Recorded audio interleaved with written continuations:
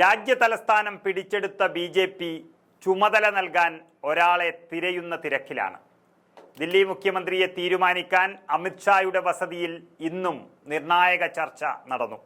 അമിത്ഷാ വളരെയധികം താൽപര്യത്തോടെയാണ് മുഖ്യമന്ത്രി സ്ഥാനത്തേക്ക് ഒരാളെ കണ്ടിരിക്കുന്നത്.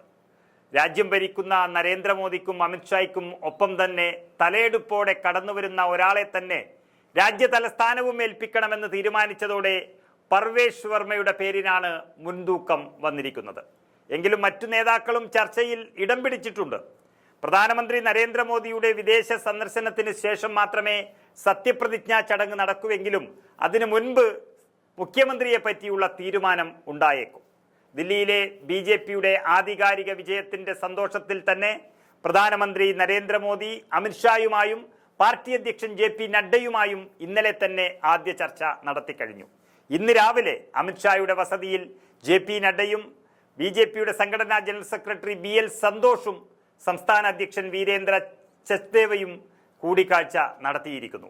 അതിലെല്ലാം ഒരു പടി മുന്നിൽ നിൽക്കുന്ന പേര് ന്യൂദില്ലി മണ്ഡലത്തിൽ അരവിന്ദ് കെജ്രിവാളിനെ തോൽപ്പിച്ച പർവേഷ് വർമ്മയുടെ പേരാണ് മുഖ്യമന്ത്രി സ്ഥാനത്തേക്ക് ആദ്യ പരിഗണനയിൽ ഉള്ളത്.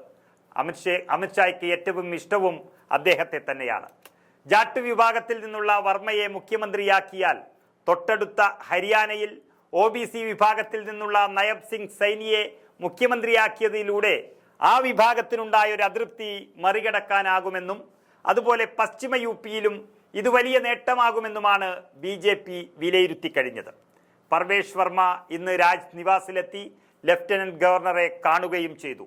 ഇത് അമിത്ഷായിൽ നിന്നോ BJP നേതൃത്വത്തിൽ നിന്നോ വർമ്മയ്ക്ക് എന്തോ ഉറപ്പ് കിട്ടിയെന്ന് തോന്നുന്ന പോലെയാണ്.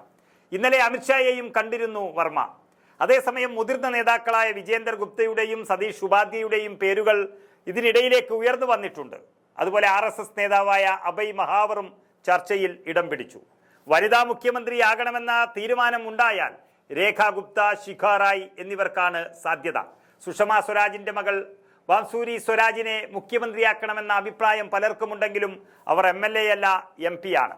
നിലവിൽ MLA-മാരാരെങ്കിലും ഒരാൾ തന്നെ മുഖ്യമന്ത്രിയാൽ മതിയെന്ന ഒരു തീരുമാനം വന്നാൽ ഈ പേരിന് പ്രസക്തി ഇല്ലാതാകും.